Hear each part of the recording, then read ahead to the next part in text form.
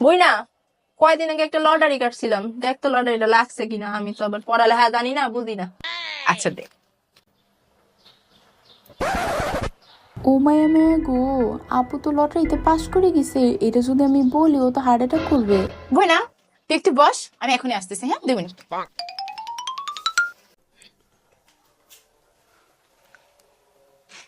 হ্যাঁ ডক্টর সাহেব, আপনি কি একটু ইমার্জেন্সি আমাদের বাসায় আসতে হবে?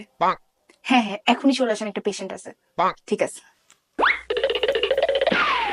আহ, জি, পেশেন্টকে।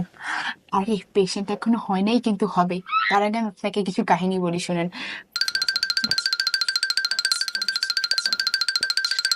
বুঝছেন? আচ্ছা আচ্ছা, এটা তো সিরিয়াস ম্যাটার।